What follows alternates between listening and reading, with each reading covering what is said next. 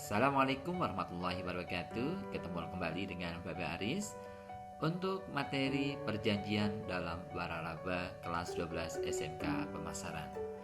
Bapak berharap untuk anak-anak tetap sehat walaupun dalam kondisi pandemi yang belum usai. Tetap jaga protokol kesehatan.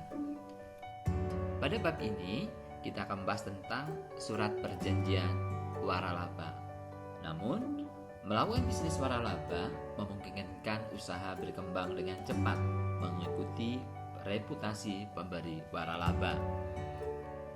Surat perjanjian waralaba setidaknya memuat nama dan alamat para pihak, jenis hak kekayaan intelektual, kegiatan usaha, hak dan kewajiban pemberi waralaba dan penerima waralaba, bantuan, fasilitas, bimbingan operasional, pelatihan dan pemasaran yang diberikan pemberi waralaba kepada penerima waralaba, wilayah usaha, jangka waktu, perjanjian, tata cara pembayaran imbalan, penyelesaian sengketa, tata cara perpanjangan, pengakhiran dan pemutusan perjanjian, serta jaminan dari pihak pemberi waralaba dan jumlah yang harus ada.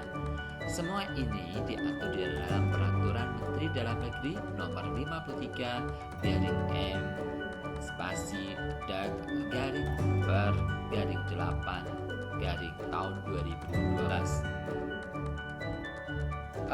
Pihak yang terkait di dalam waralaba yaitu yang pertama adalah pemberi waralaba atau franchisor. Franchisor adalah orang atau badan usaha yang memberikan hak untuk memanfaatkan waralaba kepada pihak lain yang terdiri atas pemberi waralaba berasal dari luar negeri, pemberi waralaba berasal dari dalam negeri, pemberi waralaba lanjutan yang berasal dari waralaba luar negeri, dan pemberi waralaba lanjutan yang berasal dari waralaba dalam negeri. Penerima waralaba atau biasa yang disebut dengan franchisee adalah orang atau badan usaha yang diberikan hak oleh pewaralaba untuk memanfaatkan waralaba yang dimiliki pemberi waralaba yang terdiri atas penerima waralaba berasal dari waralaba luar negeri, penerima waralaba yang berasal dari waralaba dalam negeri, penerima waralaba lanjutan yang berasal dari waralaba luar negeri, dan penerima waralaba lanjutan yang berasal dari waralaba dalam. Adapun untuk mengurus dokumen perizinan bisnis waralaba, yang pertama adalah prospektus penawaran waralaba. Prospektus itu sendiri adalah keterangan tertulis dari pemberi waralaba yang paling sedikitnya menjelaskan tentang identitas, legalitas, sejarah kegiatan, struktur organisasi, keuangan, jumlah tempat usaha, daftar penerima waralaba, serta hak dan kewajiban pemberi waralaba dan penerima waralaba. Berkaitan dengan surat permohonan STPW, STPW ini adalah surat tanda pendaftaran waralaba, yaitu formulir permohonan untuk meraih surat tanda pendaftaran waralaba yang memuat data pemberi waralaba dan penerima waralaba.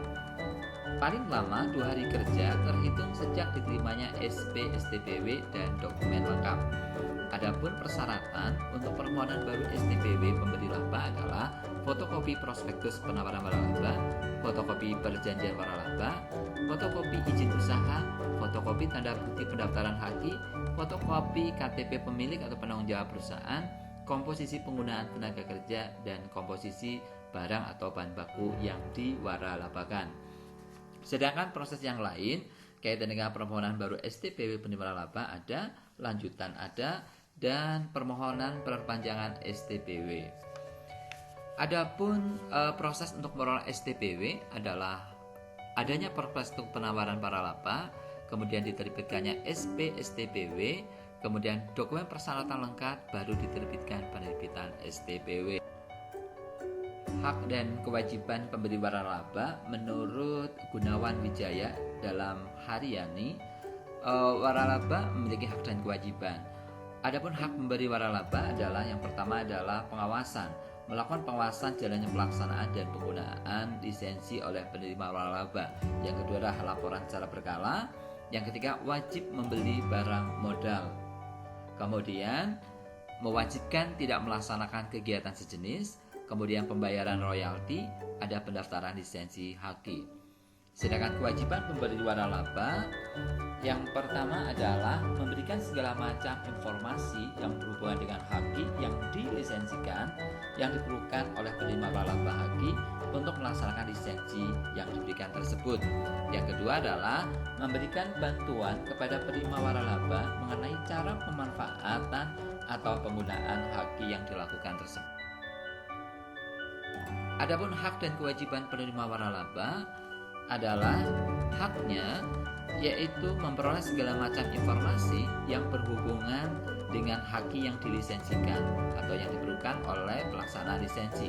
Yang kedua adalah memperoleh bantuan dari pemberi waralaba atas segala macam cara pemanfaatan atau penggunaan haki yang dilisensikan.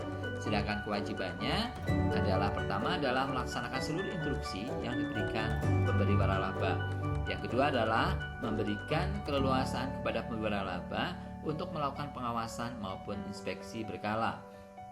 Kemudian yang ketiga adalah memberikan laporan baik secara berkala maupun atas permintaan khusus. Kemudian yang keempat adalah menjaga kerahasiaan haki yang dilisensikan baik selama maupun setelah berakhirnya masa pemberian lisensi. Tidak memanfaatkan haki yang dilisensikan selain dengan tujuan untuk melaksanakan lisensi yang diberikan.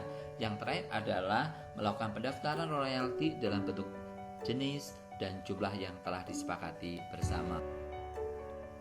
Melakukan bisnis waralaba, hal yang harus dipersiapkan di dalam bisnis waralaba yaitu menyiapkan diri untuk menjadi entrepreneur, mempelajari dan memahami peraturan perundang-undangan yang terkait dengan waralaba, menyiapkan modal yang cukup, dan jangan menjalankan bisnis waralaba dengan coba-coba.